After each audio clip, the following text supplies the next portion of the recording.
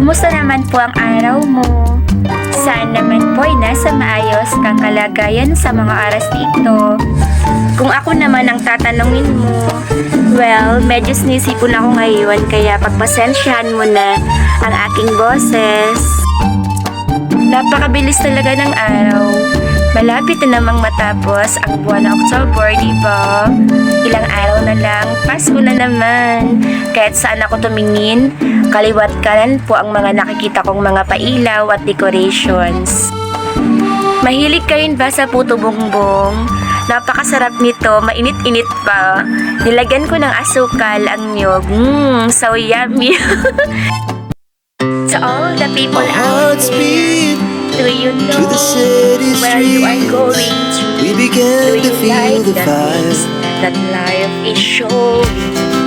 We rise like tall buildings Do you get as the what you're hoping chemicals for that when take us you look behind higher. you? There's no The night's young, Diba po, no? it is Kung just minsan, begun. hindi natin She malaman puts kung her saan hand talaga in tayo mine. patutungo. Well, We sadyang wanna ganyan ang chase the buhay. night. By the way, isa naman pong pagos sa puso na mensahe ng tula ang iyong maririnig. Sadyang ganyan ang buhay. Sadyang ganyan ang buhay dito sa sanlibutan. Mayroong mahirap at mayaman. Mayroong salat na salat sa material na bagay. Sadyang mahiwaga ang buhay. Ang tulang ito ay isang paalala. Iisa man ang tinitirhan nating planeta. Ang kapalaran ng bawat isa ay magkakaiba. Iba ang kapalaran ni Jen kaysa kay Ana.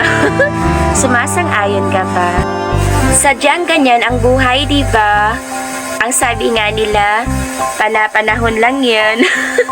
Sumasang-ayon ka ba? Mayroong nahuhuli at nauuna. Mayroong malungkot at palaging masaya. Ang iba ay palaging nakangiti. Samantalang ang iba ay palaging inuulan ng maraming problema. Ganun pa man, palagi nating tatandaan. Makakarating din tayo sa ating patutunguhan. Pusong matag at palaban ay kailangan. Anumang unos ay mapagtatagumpayan. Hindi tayo pababayaan ng poong may kapal. Ngayon, bukas at magpakailanman. Moral lesson: take time to celebrate every simple wins in life without comparing ourselves to other people. Our time and season will come. As of now, let us do our best. A little progress is already an achievement. Do you agree? Be grateful for everything. We are all blessed. God is working behind the scenes. 1 Thessalonians 5, verse 16 to 17. Verse 16, rejoice evermore. Verse 17, pray without ceasing.